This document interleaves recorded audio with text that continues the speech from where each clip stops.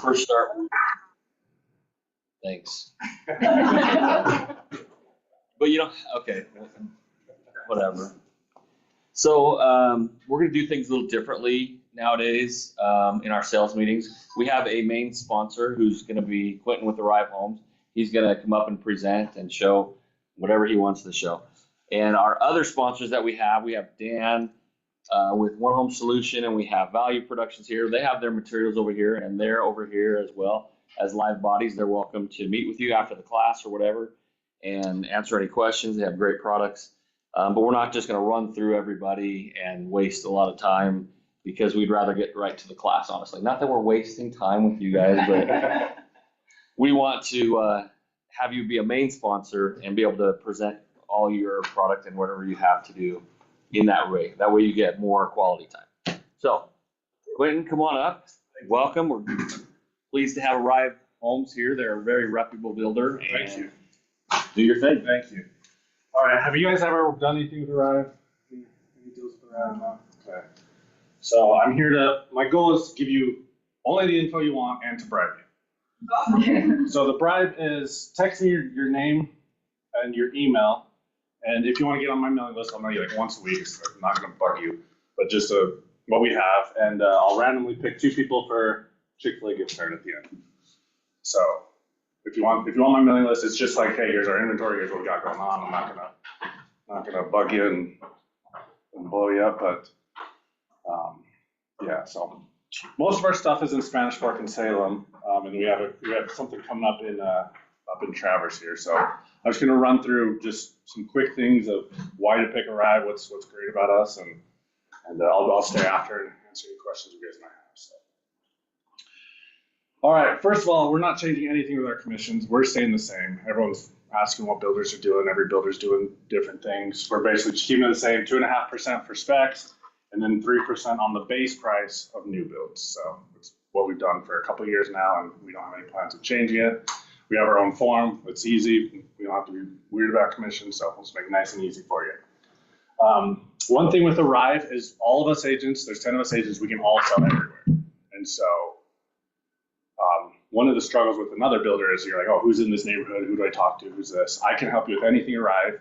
And a lot of other builders are like, oh, you need to come with them at the first meeting. If you have someone even remotely interested in them, text me their name. I'll register them to you. Easy as that. And then if they show up, I'll keep you in the loop. We'll work together. I want to sell houses. You guys want to sell houses. You don't have to have this weird thing that other builders have where it's like, oh, you didn't come in with them and all that. So let's just make it quick and easy like that. And another nice thing about us is some builders are weird about inspections. We don't care. We want the house to be inspected. If you guys want to do an outside inspection, no problem. No special requests. They don't have to be approved. Just like normal anything else. Just let us know so we can coordinate it and make it work for you.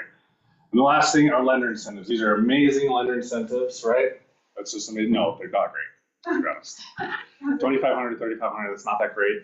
The good news is we're open to offers, and so we've done 2-1 buy downs, just kind of whatever your buyers need right now. I mean, the market's it's a buyer's market, so if you want, we're kind of in the tell us what incentive you want, we can try and make it work. So,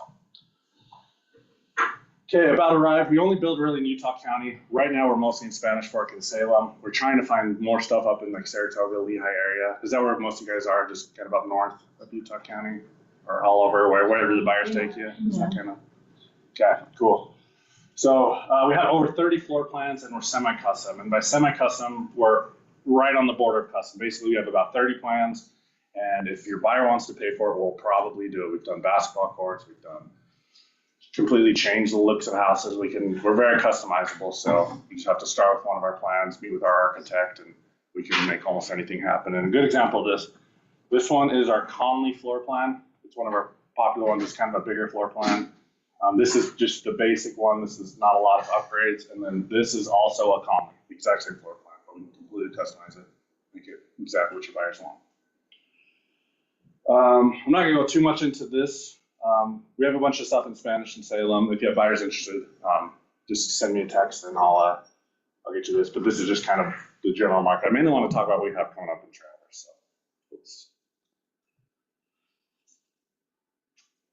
okay.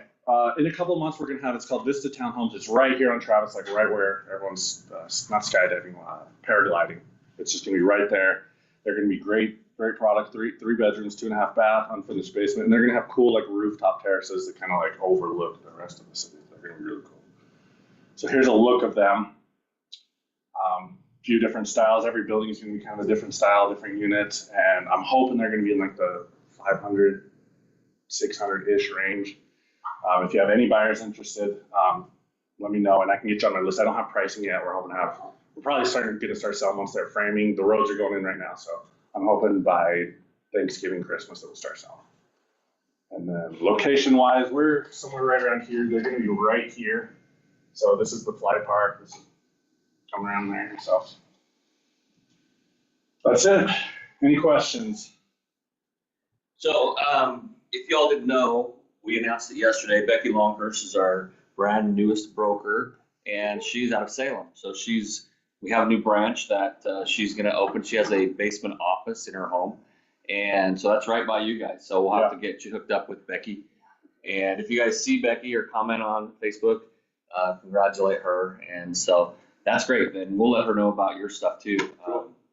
And so, well, thank you. For any questions for him drive home? And I'll stay after. You guys have, so when you guys have upgrades, do you start with a base thing and then you have to pay for the extra for the upgrades, or do you have something that starts with an upgraded package already? Everything is like a la carte, so it is kind of like a base. And then we have some premium communities, like where third car garages are included, 9 students are included. So it's just community based of what's standard. Okay. So, and then my thought was when you said you're gonna build where they're paragliding, so are you kicking the paragliders off? No, they're still up there. Okay. Ours is down here. And okay. So just wondering. They may be landing on our roofs. I don't know. I don't know how that works, but no. I wish we could build up there. That's great land up there, but no, we're down below. So. Okay. And then there's gonna be a bunch of commercial there. Eventually, the plan is to have tracks go through there too. So I don't know the plan on that, but it's supposed to be like a hub of. What do your prices start at? I'm hoping under 600. I hesitate to even guess because who knows, but I'm hoping like 550 to 575. And do you guys have any starter home products at all? Yeah, in Salem we have stuff like starting in low 600s. Okay. Yeah, and then we have townhomes in Spanish like 425. Okay, 425. 425. Low 600s. Yeah, for starter. That'd be good. Yeah. Cool. All right, I had 2 people text me. So. Oh no, hang on, I had 5. Thank you. Pick 2 numbers between 1 and 5. The answer is 6. No, that's 1 plus. Pick a number between 1 and 5. 3. So Kathy. All right. Pick a number between 1 and 5. The answer is 2. And Deb. Kathy and Deb, congrats. Raise your hand and I'll bring you. Good job. Awesome. Okay, thank you for letting me present. I appreciate it. Awesome. Thank you so much. Well, And Deb right there. thank you. Awesome. Great. So get on our schedule. We'll give you more time and do a presentation with our other vendors, that kind of stuff. Otherwise, they have their products over here. Feel free to use our preferred vendors. You do get points for them towards your Mexico trip. And so are there any needs and wants that you guys want to talk about? Do you have any specific listings you need help with, or buyers or anything covering that? Yeah. This is gonna sound like I'm dumb because I'm newish on this. I'm trying to do a CMA on a townhome in Santa Clara, and I can't find more than one that's been sold down there. Okay. So what are you gonna do about it? Well, I was trying to talk to Leanne, but she's in New York. Yeah. Send me your info. I'll help you today. I have time today to help you with the CMA. No problem. Any other problems, issues, things you want to talk about? Anything? Okay, so the biggest thing we're seeing right now, that's my biggest headache and Mike Morgan's biggest headache as he teaches all the forms class, is that other brokerages aren't teaching the forms class, and that they're doing things completely stupid.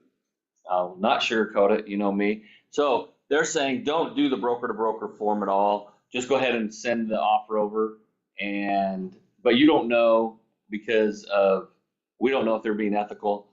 Is that what their buyer, their Ursula, equal exclusive right to sell listing agreement says that the buyer's agent's going to get paid, right? And you can't ask for a copy of it. They can't ask for a copy of your buyer broker agreement either. So it is the best way is to call, communicate, whatever, and then have you guys sign those 2 broker forms. Then it doesn't even need to be in the rep sheet at all, right? It shouldn't be in the rep sheet. It should be between all the brokerages. That's the best way to do it. If your client wants to go ahead and send it in with the offer, that's fine too, but then you don't do the other form at all. The safest way for you to get paid is to do broker to broker form. Okay. The reason why is because we had somebody verbally commit to this much, and so then they filled out the rep sheet, sent it in, and then they countered with a much lower number.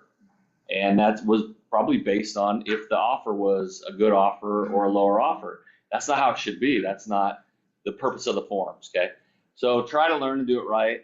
And many agents are just arguing about not using that form, and so are their brokers. And so obviously UAR, when we did the forms committee on these forms, we did it for a reason, and this is the reason. So people are starting to find their own loopholes and their own weird things that they're doing, and it's crazy. Yes. Does the buyer and seller also need to sign those broker forms? I see there's a Yes. for it. And the reason why is so that you don't have to then do an addendum if you're representing a buyer saying that that they don't have to now pay 2.5% because, you know what I mean? Because it's on there, that's their acknowledgement that the broker to broker is getting paid. And so that's why it's on there. Before it was just. Yeah, it was just a brokerage escrow agreement between the brokerages. Well, this one has changed because of the rules.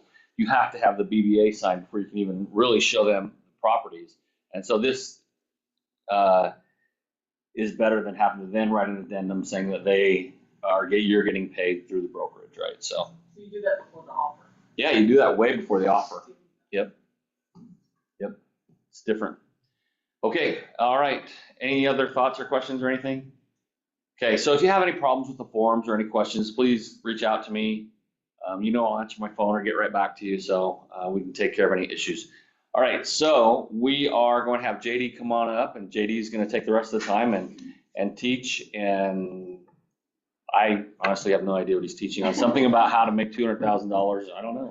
Sounds good to me. So JD, are you all set up and ready to go? Set up and ready to go. Excellent. Thank you for being here. So Steve's not the only one who doesn't know what I'm teaching today. Since I'm not a realtor, since I've never sold a home in real estate, what the hell am I talking about? How are you guys going to make $200,000 a year in real estate? When I was talking to Jen about this concept, this training class, she was like, just tell them to do better. And I was like, okay, that'll work, and I'll be done in 5 minutes, so do better. No, in reality, there are some key things I think that we could all do better at, and I can share with you today, and hopefully will share with you today, a way that, am I sharing my screen, by the way? Nope. Not yet.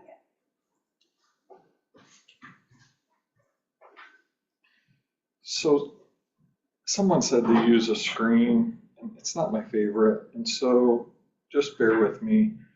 I'd rather just talk. But before we get into any part of the training today, I remember this day pretty vividly in my mind. And I think it created a lot of uncertainty, and I think it created a lot of fear. I think we all were connected in some way or another to today. I hope that we never actually do forget, and I hope that we appreciate what we have here, not just here in Utah, but what we have here in the United States. I'm grateful for those people who are first responders and those people who serve in the military for their commitment to us. And as you celebrate today, and as you think about today, I hope that this will be top of mind.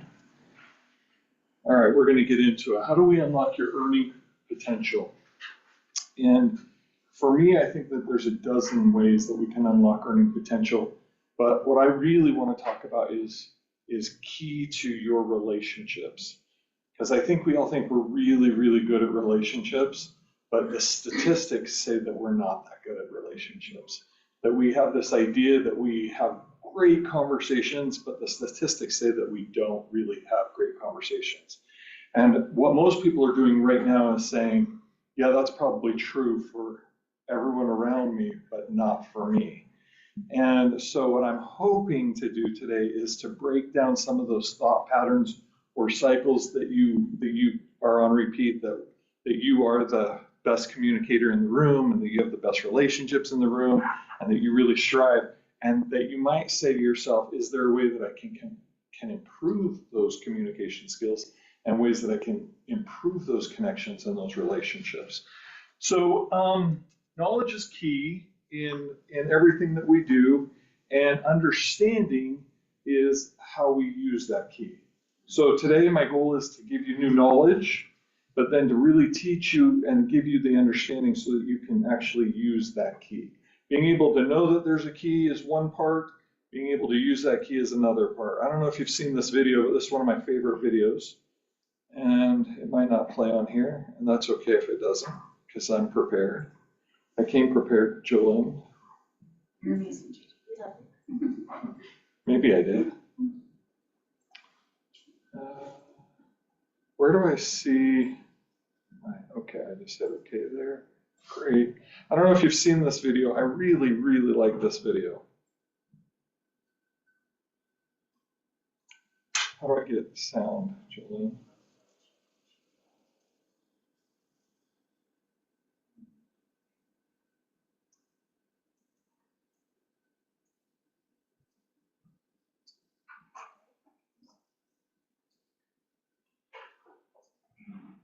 There's audio on the far side. Which one? That? Is that Yes. for the Zoom? There, I heard that. Well, that was on my No, it's computer. on his. Are these turned up, these computers? When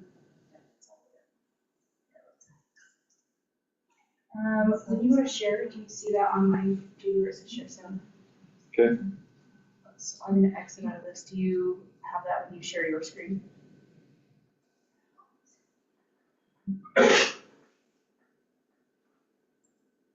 Let's try it.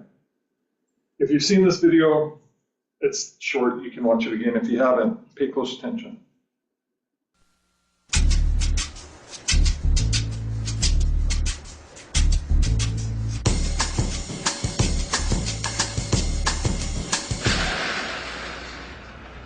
Whoa, that's not good.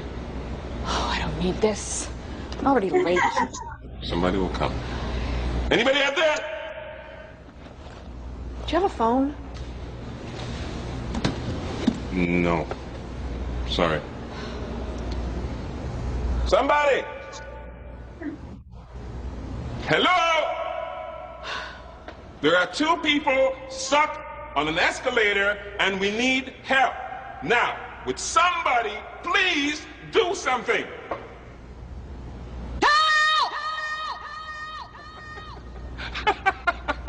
I don't believe this. You gotta be kidding me.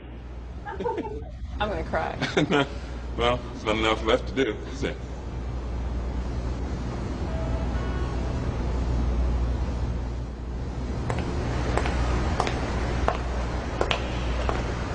Hello? Hey, don't worry about it. I'll fix it in a second. He said he can fix it. All right. All right. That's more like it. He says he can fix it.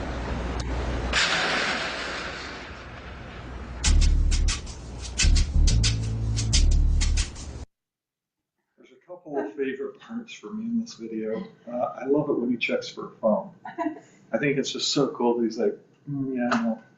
And then he says there's nothing else to do. We can just cry. There's just nothing else we can do. And I feel like at my short time in real estate, there's been a half a dozen changes. And I feel like there are people who are quickly running up the escalator, and there are people who are just stuck. And there are people who are saying in the marketplace, there's nothing left to do. I can try and call Steve, but I don't have my phone, or I'll just cry. And my fear is that if we resort to crying, we're not going to get any closer to where we want to be. And if we resort to calling Steve every time, he's going to become quickly overwhelmed, and we're not going to get the results we want. So at this moment, for those of you who are on our Zoom and here live, it's your opportunity to own your current reality. The escalator reality is our reality. Most of us are stuck. We don't realize we're stuck. There's something that's keeping us from hitting that next level or hitting the level beyond the next level. We are stuck. We are on the escalator. If you leave here with one thing today, I hope you leave here with the idea that there is opportunity for personal growth, development beyond the escalator. There is opportunity for personal growth and development beyond the escalator, but most of us are stuck. The problem is we don't see our situation or our problems completely. We see an aspect of them, or we see them through the lens that our parents gave us, or our school teachers gave us, or those other professionals around us. We're seeing it as they see it, or as we've been instructed to see it. What good consultants do is they'll come into any business and they'll look at everything objectively, openly, and start to try to find new ways to see things. What I want you to understand is we create incomplete solutions for problems we don't understand. So today the key is knowledge, and then how to use that key. If this feels very negative, I apologize. I'm not trying to tell you guys that you're dumb. This is me. This is my family. These are my neighbors. These are my kids. We are all stuck, okay?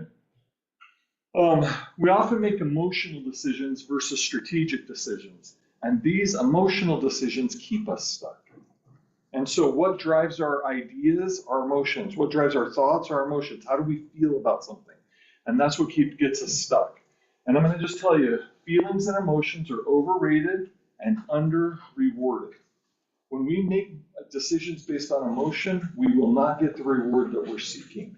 If we make decisions based on strategy, then we have an opportunity. So I'm going to tell you a couple of examples. In study number 1, 90% of the people in every category of employment, so between 20 and 30, 30 and 40, 40 and 50, 200 and 225, 225 to 250, 500 to 550, every category of employment, 90% of people said, I would take a pay cut to do more meaningful work. More meaningful than your family? More meaningful than your future? More meaningful than what? And how do we measure meaningful? It's a very emotional based thing. I will take a pay cut so I could do something that I feel good about. Well, you should feel damn good about making a shit ton of money. If you don't, then there's somewhere along your pattern of growth and pattern of development where you associate money with something that's bad. And we've got to break that. Again, we're stuck. Now, that's not for everybody, but that's for a lot of people. Study number 2 interviewed these same groups of people, but as an example, they talked to people and they said, would you rather earn $40,000 in a company where the average was $30,000? Or would you rather earn 50, but the average was 60? Okay, I'm going to say it again. Would you rather earn 40 in a world where everyone else earned 30, or would you rather earn 50, which is more, where everyone else earned 60? And 71% of the people said they would rather earn 40, where their environment earned 30. If there's ever been an emotional decision, it's that one. I want to feel like a big fish in the world where I work. What an absolute broken mentality. Now, whether you like Donald Trump or not, whether you think he's going to be the president or not, I don't care about any of that. Does he have this kind of mentality?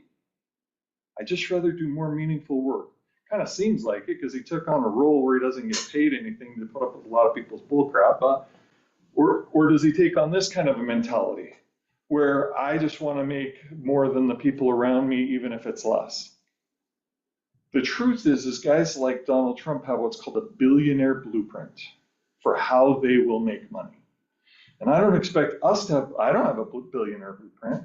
I have a millionaire blueprint for how I will make money. I have a millionaire blueprint for how I will treat my family. I have a billionaire blueprint for how I'll treat my wife. So what's your blueprint? How are you building your future? Is it emotionally based or is it strategically based?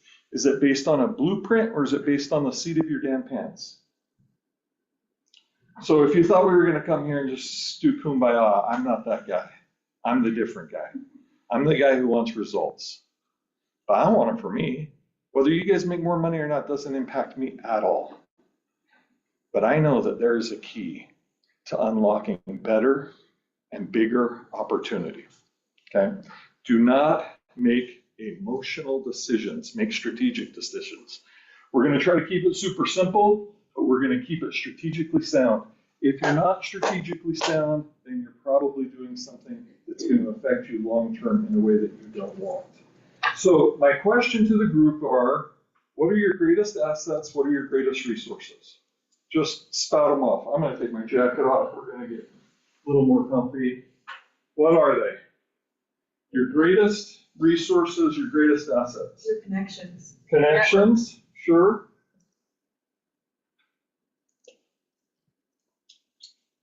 Darcy, do you feel like I've been too negative and no one knows what to say? Everyone's afraid to say. You're fine. I think it's networking with people who you see as a higher level than you, and not being afraid to be with connect. them. Yes. That's great. That's a great Surround resource. yourself with people who are at a higher level than you. Okay, anyone else?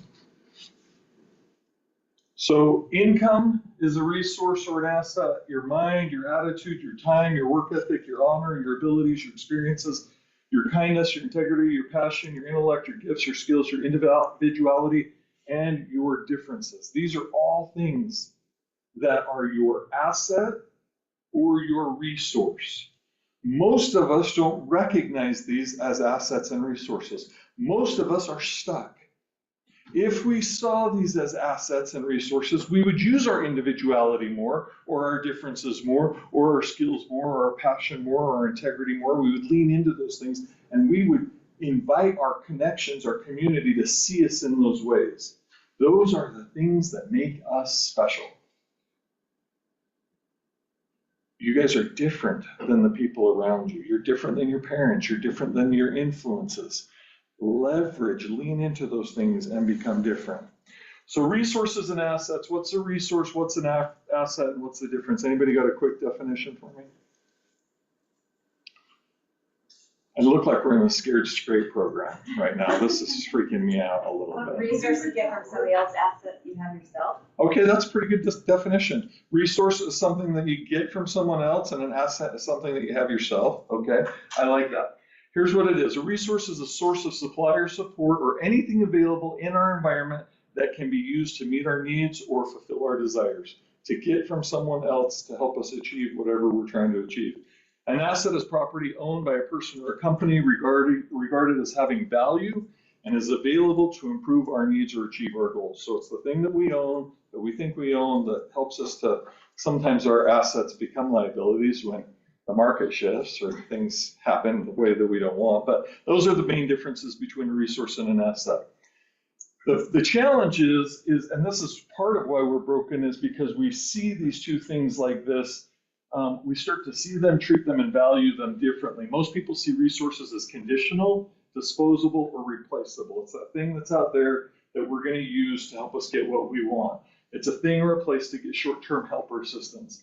Most people see assets as collateral or as an investment or as transactional opportunity to improve or increase their position and their potential. Most people see a computer, a phone, pens, paper, coffee as a resource. Coffee can be a resource, right? Same with cars, a resource. Most people see a business or a home as an asset that they can have some ownership over and that they can have long term. But my question for you guys, are people a resource or an asset? Oh, huh. Both, but can you own it? Can you own a person? What's that? Not today, right? So how can it be an asset if we can't own it? It can be a resource, but the problem with resources is we start to see them in a certain way and it feels transactional. So how we see and value people most often is as a resource because we don't feel like we can own them. Okay? And so this limiting view prevents us because we see and represent people as tools, instruments that provide help or assistance, or a source for generating income as an employee or as a consumer. So you guys use those resources as a consumer because you want to sell them something, and that's going to generate income for you. The problem with this is that that relationship is seen or felt as conditional, disposable, or replaceable. It's appropriate to have that relationship. The problem is most often, most of us, when we get treated this way, we feel a certain way. So our future and our current customers are feeling a certain way every time we interact with them. Now, if they feel empowered and inspired and motivated and excited, sweet. But if there's any part of that where they feel like it's transactional, or that the next deal will replace them, or in 5 years you'll hit them up again for another sale, then our potential with them is becoming limited because of the way we see them. We see them as a resource to a paycheck. So again, this isn't you guys, this is us guys. We do this, we do it subconsciously. We do it without even realizing that we're doing it. What I'm asking you today is to say, how do I get off this escalator? And how do I start to treat people differently? And how do I start treating transactions differently so that they get what they want and they feel a certain way, and I get what I want and feel a certain way? For me, your greatest and most valuable resource and the greatest and most valuable asset is your network. This is something you actually own. But most people don't treat it like they own it. Most people don't even take care of it like they own it. It's just a thing that exists in their world, their network. I have a network of people. You guys refer to it as SOI, the sphere of influence. What does that mean, sphere of influence? Is it that those people are influencing you, or that you have influence over them? Which one? You have influence over them. Okay, so based on that definition, they're a resource that I have influence over. In a network, what we're trying to do is create influence within the network. It's a big difference. It's standing on an escalator and just walking off the escalator, okay? This is my most valuable asset. This is my most valuable resource, my network. Now, if I don't have a good brain, I don't have a good heart, I don't have integrity, probably this doesn't matter that much either. But if those other things, which I assume we all have good integrity, we have good honor, we're decent people, this becomes your most valuable asset and your most valuable resource. And I want you to start to see your network differently. I want you to see it as a tangible thing, like a house that you can put green shutters on, and you can fix up the front yard, and you can improve all that, add on to it, and build and modify and upgrade. I want you to see your network as something that you take possession of and that you can improve. So I'm going to start asking people, how big is your network, Nikki? In numbers? Yeah, just around numbers. 80? 100? What's your SOI? If we were to pull up your SOI right now, well, first of all, do you have a database? Okay, awesome. Thank you for the honesty. I appreciate it. That's a hard reality that we bump into. You're on the escalator. I love you. You know I love you. You're on the escalator. Okay. Darcy, how many people are in your database? 500 or 600. Great. Jolene, how many people are in your database? 1,800. Awesome. Okay. So is that your network? Your database? Is that your network? What's the difference between a database and a network? What do you guys think? Yes. So your network would be people that you're in touch with. In touch with, okay. Or in flow. Okay. Say in you're in touch with. Your database is just names. Your database is just a list of names. Okay. So you may or may not be in touch with them. You may or may not be in touch with them. Most likely we're not in touch with them. And if we are in touch with them, we're in touch with them in a very resource kind of a way, where it's transactional, and we're not actually adding value or changing that relationship or growing or developing it in a way that's meaningful. Okay? So same question. Nikki, how many people are in your network under this new definition of network? I think it's a very high number. Okay. Darcy, what do you think? Out of the 500, how many would call you today and say, hey, I need a blood transfusion? You are on the top of my list. Or I have tickets to Cancun and I can't go. I want those kind of friends. Oh, that network, I want that network, right? Jolynn, how about you? 30. That's a good number. 30 is a pretty good number. What's that? I was thinking 3, 4, 5? No, 30 is a good number. Most people have less than a handful of people in their network. They think they have this huge database, and they're pinging them, and they're bugging them, and they're having some contact. So contact may not be the meaningful contact, would probably be the better definition. But they have less than 5. So right now, if you opened up your database, your network, and you at random just pulled up a name and called them and said, come get me, I'm stranded. What's that number? Or better yet, because that's pretty easy, I can probably come get you. I need 10 grand today. Assuming they all have 10 grand, we'll just assume they all have 10 grand. How many are going to be that person? Do you see the value of that network? I mean, when I say Cancun, you're like, yes, that's what I want. But we're not actually doing the work to get that kind of a network, to be honest with you. We're living in mediocre houses with mediocre paint, with mediocre landscape, with mediocre friends, and it's all of us. It's not you guys, it's all of us all the time.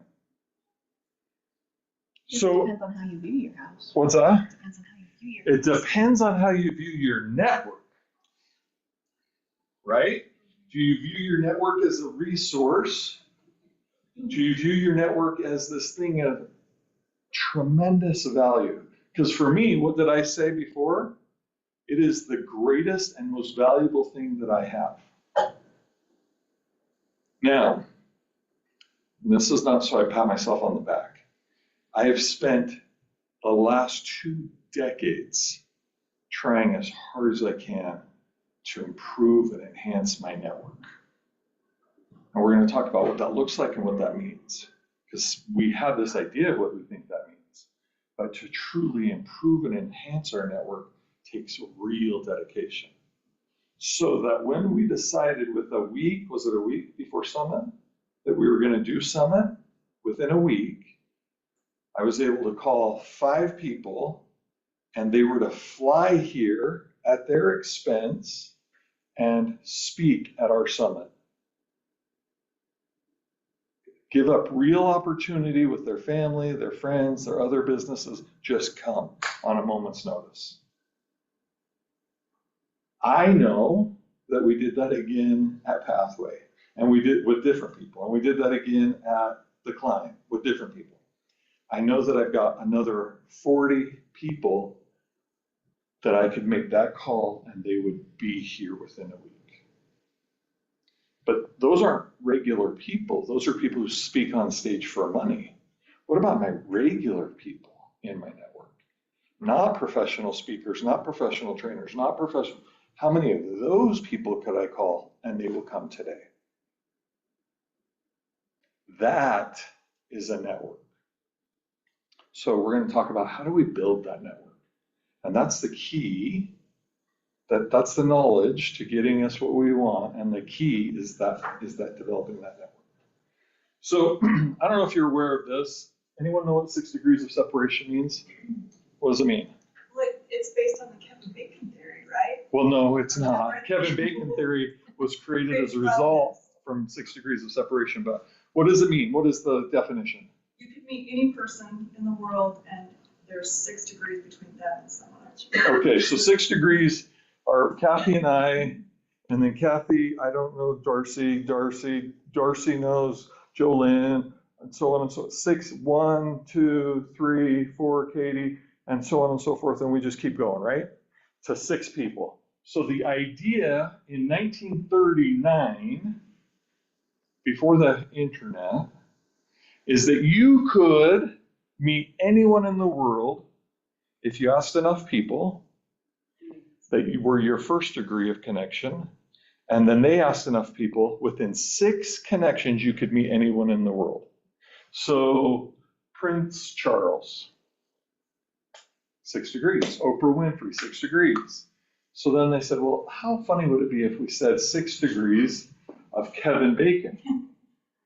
So again, so this is everyone that I know within my first sphere of influence, and then theirs and theirs and theirs. And this is what it looks like when you're trying to get to Oprah Winfrey. Okay?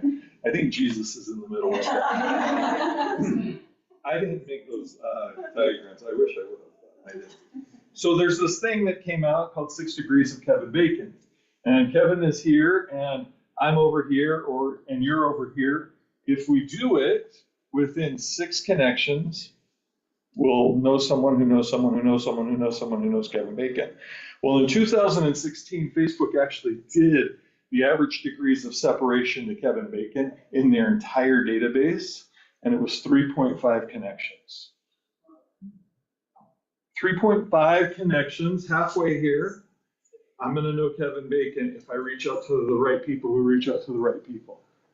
So Facebook used technology to say, wow, it's no longer 6 degrees, it's less than probably 4. Now maybe Kevin's an anomaly because he's, whatever, but because maybe he knows lots and lots of people. Maybe he has 1,000 close friends, and that helps him where Prince Charles has none, right? It makes it a little harder. So maybe he's truly 6, but Kevin is such a nice guy and so handsome that it's only 3.5, okay? Why do I tell you all of this? Because I want you to start to think about your network. This thing that we're going to build is big and powerful. Most of us have a network that's 5, but how do we start to conceive a network that is big and powerful? Today you don't have this. Today you have what's called a potential network. I don't have it either. I have what's called a potential network. I probably have 200 people that I could call and say, help me, I need a liver, and they would drop whatever they were doing. Like whatever they were doing, unless it was their own emergency. And they would try to help me find a liver or $10,000 or whatever. It started with 1 or 2 or 3, my close family or a neighbor or someone that I really, but that's what I've worked on for 20 years, okay? So what does your powerful potential network look like? Well, I'm gonna try and teach you a couple of things. What is possible? If I know 2 people really, really well today, that I just really, really well, and all of them only know 2 people, in 6 degrees of separation, I have 64 people that are in my network that I could probably call on. As a friend to a friend, as a friend to a friend, friend's friend, right? But what if I have 10? Like I have, Jolynn said she had 30. Now this isn't 30 who know 30 who know 30, because we don't think most people are like Jolynn. We think most of their people only have 2. But if Jolynn has 30, it's going to be a bigger number than this. It's going to be 900 probably. But if she only had 25, and each of them had 2 who had 2 who had 2 who had 2 who had 2, you would have 800 people in your network. Do you think you're able to connect with those 800 people? What do you think? Like, are your 25 really that good? That if you said, I really just need to get in touch with, help me, and then that network would spread to, well, most people, when I ask them this question, how many people are in your network? They say, I have 125 people. And do you think your people have 125 people? Oh, no. Most of my people only have 2. This goes back to the thing I said at the beginning. Most of us sit here and we think, no, I'm the great communicator. Everyone else kind of sucks at it, right? This is the reality. This is the broken reality in which we live. But if this were true, I would have about 4,000 people in my network that I could interact with, engage with, grow from, help them grow. That's the number, okay? Well, let's look at it differently. If we go 4 by 4, this is so cool because you think, well, it's just going to be twice as much as 2 by 2, but it's not. 4 by 4, look at the difference from 64 to 4,000. It's a significant jump. And what about if I have 10 who know 4, or 25 who know 4, or 125 who know 4? That's my now potential network. I don't know how to reach them yet. I don't know how to engage with them. I don't know how to add value, but that is my potential network. That's a pretty big number, 128,000 people. What if I have 10 people who know 10 people, and everyone in the group knows 10 people? I'll have 1 million people in my network. So when I ask people, how big's your network? Well, I probably have 500 people in my network. Okay, well, you're viewing your network wrong, because you don't. You probably know 10 people really well. You haven't figured out exactly how to make that relationship to the Cancun level, but you know 10 people really well, and they know 10 people really well, and they know 10 people really well. Your network is 1 million people. So then you have big goals. So you want to be the guy who has 25 who each has 10. It becomes exponentially larger. 125 people who have 10. So in my network, I believe, maybe wrongly, I have 200 people that I could call on today, and they will come and speak on next Friday, or they will give me money, or they will rescue my kid from a disaster. 200 of them. Do I expect that they have 10 people that each of them like, that each of them like, that each of them like? I'm going to be 20 million people in my network. That's my potential. Now, do I have any fake realized expectation that those people are going to show up for me? Probably not. But if my 125 are really close, they're going to leverage their relationships to their 10. And they're going to leverage their relationships to their 10. And there's a pretty interesting number, and I'll share it with you in a minute. The degree at which information gets shared at each level, it really depends on the connection, and it really depends on the need of the connection. But I want to be realistic, but I don't want us to use excuses, and I don't want us to get stuck. Your network is massive. Whether you've realized it, whether you've paid attention to it, whether you've built it, whether you've nurtured it, you've protected it, you've influenced it, that's on you. But your network, your potential network is massive. Stop making excuses about I don't have enough in my SOI, or it's nonsense. Okay? So again, tough love, because I love you enough to tell you the truth. Don't be stuck. Now, if I have this potential network, how do I make it meaningful? How do I turn it into money?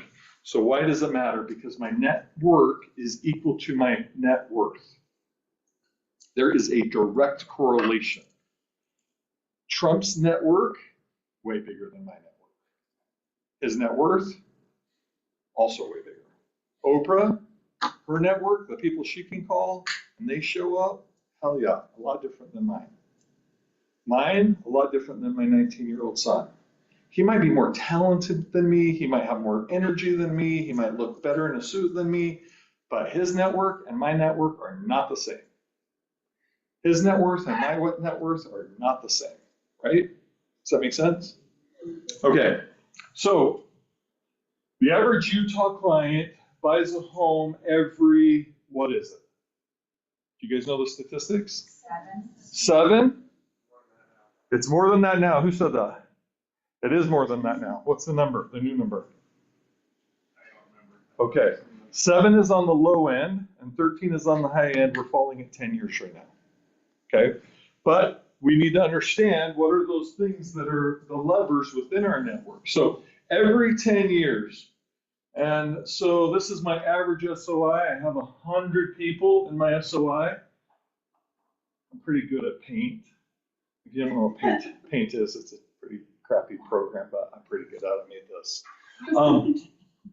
Where's Jesus? He's not in this one. When you have this many people, there's too many faiths, so there's no Jesus. But I try to get every nationality, so I think I did okay. This is my SOI. It's 100 people roughly. This one doesn't count because she doesn't have any money. She's kind of a loser. Yeah. But this is my average SOI. So how many homes, if the average is 10, every 10 years they replace their home, how many homes can I expect to sell a year? Well, I can expect that 10 home buyers will buy a home each year out of my SOI. Does that math make sense? Did I screw it up enough that it's not resonatable? Okay. Out of this group, these 10 are going to buy a home this year, these 10 next year, these 10. Every year there's 10 homes that will be sold out of my SOI, my sphere of influence, if I have 100 people that are in my sphere of influence. But how many of them are your homes that you sell out of that 10? Is it 1? Because you're going to make about 12 grand. Is it 3? Because you're going to make about 36. Is it 8? Because you're going to make about 108. Why have I taken time to make sticky pictures of people on a screen? Because understanding this and understanding your network and where your network could be is the key to increasing your income. So we have 6 degrees of separation, but we have what's called 3 degrees of influence. So my influence to my immediate friends and family is X, their friends and family is Y, and their friends and family is Z. So you probably heard this before. If you take, how much time don't I have left? Because I have like 75 more slides. We're at 10:52 right now. Oh, I'll finish in 8 minutes. That'll be great. Thanks, Steve, for taking so much time. You've probably heard this. If you take the 5 people that you're closest to and you divide their income, that's how much you make. Have you heard that before? That's a statistical average that's everywhere in the world, every country. They've done it 1,000 times. But did you also know that it's the kind of car that you'll drive, and it's the kind of BMI that you'll have, and it's the kind of education, it's kind of heart, it's kind of commitment. If you take those people who you surround yourself with and you average their commitment level, it's going to be who you are. Okay? So we have influence. So the people who are closest to me, I have some influence on. I have about 15 to 30% influence on everything that they do. If I go see a movie, they'll go see a movie 15 to 30% of the time. Depending on how good of a person I am and how great of a communicator I am, there's a lot of variables, but that is statistically accurate over hundreds of thousands of people and tens of thousands of studies. Second degree, 10 to 20, and third degree, 5 to 10. So while I might know Kevin Bacon right here, my degree of influence on Kevin Bacon is really close to 0 to 1, okay?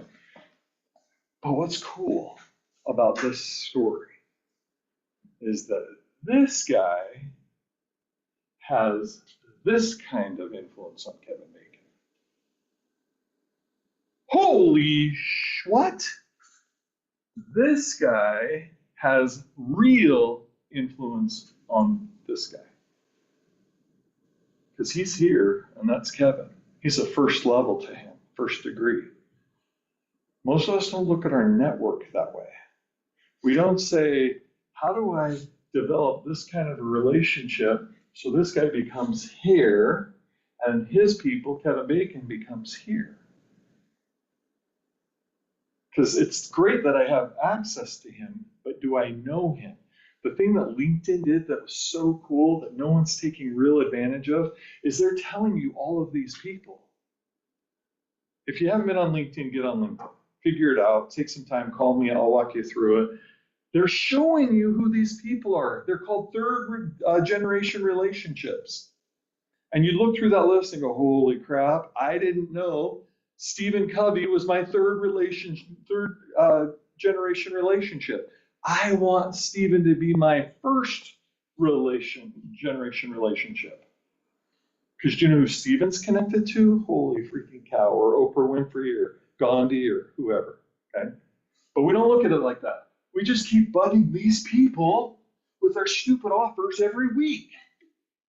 Now, I have a few of these people in my life, and if I see them in the grocery store, I legitimately like, holy shit, he's going to talk to me about insurance again. I know he's going to talk to me. I don't want to talk about insurance. If you're that person, stop being that person. That is a real bad habit. Now, the guy's excited about insurance. I think he should spend more time improving his marriage, but whatever. He's excited about insurance. But let's go through the 3 degrees again.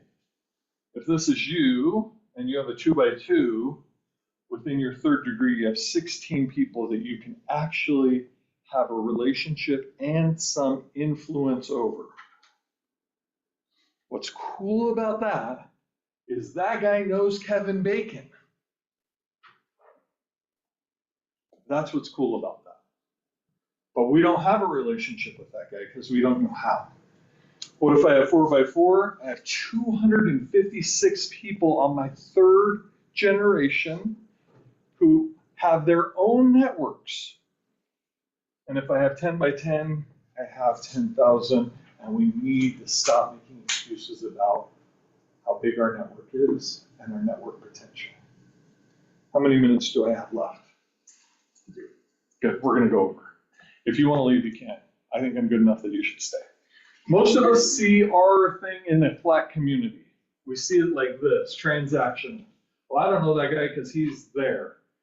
And this is what it looks like if we're looking from the top down. I'm in the middle. These are my connections. These are their connections. These are their connections. This is what we look at and we see as our network as a flat community. This is what it looks like conceptually. I have my really close people that I can really like, they'll come and save my day. They have theirs. And conceptually, we start to see it like this. In reality, this is what it looks like. This is what data scientists spend time looking at and trying to figure out. Again, we're stuck because we think we're here. You're freaking not there. Stephen Covey's there. Oprah Winfrey's there. You're 6 degrees removed from that. You're out here somewhere and you have a cute little nodule, but you are 6 degrees removed from that sphere, from that opportunity. This is 40 million people in data science. And the person who's in the middle of it is not you. It's good news. Let's identify it as good news. I'm here and I want this. What do I have to do? And then I'm going to wrap up. There's literally, I have 70 more slides, but I'm going to wrap up. What do I have to do if I want to get closer to the middle of this sphere? Anyone? Do better. Hell yeah, I knew someone would get it. I gave the answer away at the beginning. Yeah. What we have to do is we have to make our sphere, our immediate sphere, more meaningful, more impactful. We have to connect with them in ways that actually matter. It's not transactional. It's not conditional. It's not a sale. It's real life. Am I adding as much value to their life, not in real estate, in their life, as they need, as they want, as they hope for? When I call, what is my objective? To find out if they need a home, or to find out if they need a bone marrow transplant? One of the guys that came and spoke for us at the first summit, a guy by the name of Ben Ward, called me and said, hey, will you go see if our bone marrow matches up? My cancer treatment's not working and I might have to do a bone marrow transplant. That day, I went up to the University of Utah and got on the schedule, because it's like a 3-week schedule till you can get on the thing that can scrape your bone marrow, which, by the way, is super unpleasant. That day. Why? Because he's not a database. He's not a contact. He is a relationship. He is my connection. He is my brother. He is my friend. He is the one that today I love. You want to make 200 grand? Love better. Love more. So when I do that, then I'm invited to this next tier that I have a little bit of influence on, but they have a lot. And I say, can we go to lunch with your friend Darcy? And we go to lunch, and I sit and I learn about Darcy. And I find out what she's really all about. And she's crappy at making videos. They brought in a video guy and they had to do the shoot 7 times. Just kidding. Did you see me give you a thumbs up? I thought your It's not first. always good to have a good relationship with JD. I thought your first one was the best. I was like, yes, that one. I love that. And then now Darcy slowly moves to become one of my one. Those 200 that I have, I promise you, they didn't start because I went out to Walmart and started talking to people. In some cases, I did that. I went out and got new connections because it's part of my job and my life and who I am. But most of the time, it was because I took the connections that I value most and I got to make a new connection. And I brought you closer. And I brought you closer. And then I brought you closer through these relationships. And pretty soon, I'm pulling myself to the middle of something that's bigger and more valuable and meaningful. But not because I have a desire to sell anyone anything. What does the next one say? All right, grow your network. When you meet new people, give a shiz about them. Talk to them, find out about them, grow your network, get that group that's close to you bigger. And then enhance your network by finding out about them and their network. And then empower your network by giving them the tools that they need. When someone asks me a question, I instantly go through a Rolodex in my head of all my people. And I am constantly trying to find the match for that person. I've never once said, can I get a commission if that person comes and does this for you? Never once. I'm trying to add value to their life every single time. Hey, I just backed into a car. Do you know anybody who, Matt Lee, he's in Park City, that's kind of far. Carrie's Auto Body, he's in South Jordan, but you're in Lehigh. Carrie's Auto Body. Here's Carrie's number. I'm going to text him now, and I'm going to tell him you're going to be calling him. You'll be on the text as well. Add value. If you're not, you're screwing around and you're wasting time. You have the most valuable thing in your business, and we disregard it and we don't treat it properly. Empower your network with your connections.